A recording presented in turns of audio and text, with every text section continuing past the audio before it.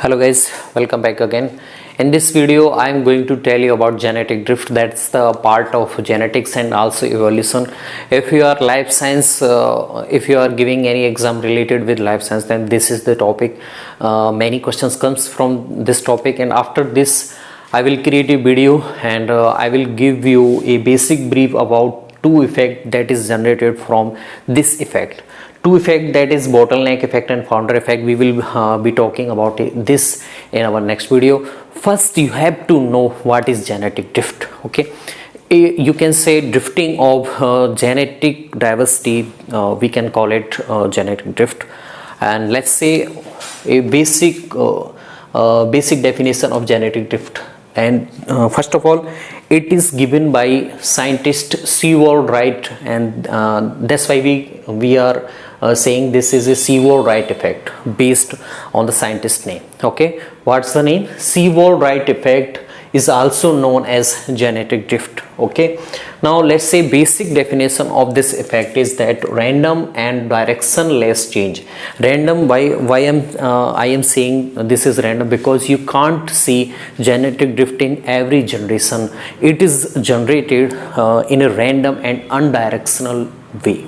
Okay, change in allele frequency. First of all, you should know what is allele. Allele is the alternate form of gene, and gene give the character of any protein, or you can say some task of any enzyme. Okay, so genes alternative form will be called as allele. Okay, and if you finding any variation in allele frequency from one generation to another generation, then we can say that it is genetic drift. Okay, so it is a random and directionless change in allele frequency, mostly in a small population. Now you have to write down here mostly this line, small population. You can see genetic drift easily in a small population, while you can't differentiate in large population. Okay, because a small population you have every allele at your hand. You know what's the maximum allele you can find in a small population, not in large population. Okay, because large population have maximum variety of many kind of alleles, so you can see the variation or drifting of gene allele in a small population.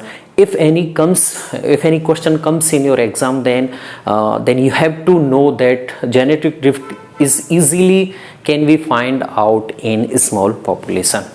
Okay, this genetic unbalancing is called as genetic drift. Okay, let's assume you have 5 kind of allele in progeny A. Okay, 5 kind of allele at your hand, and in next progeny, let's assume it is progeny B, and if in this progeny you have 2 kind of allele, so you have lost 3 kind of allele from generation A to B, then this loss will be called as genetic drift.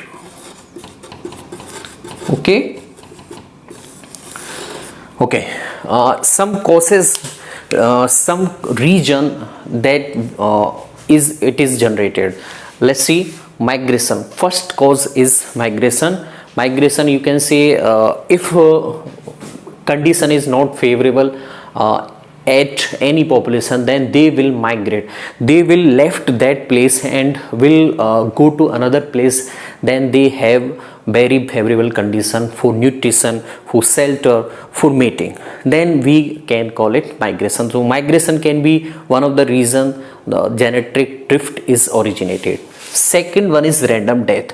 Random death can be caused by natural disaster. It can be caused by natural disaster. What is natural disaster? Any drought is happening or flood is happening. Okay, that's the kind of natural disaster. So random death is also the reason of genetic loss or genetic drift. Third one is could not mate.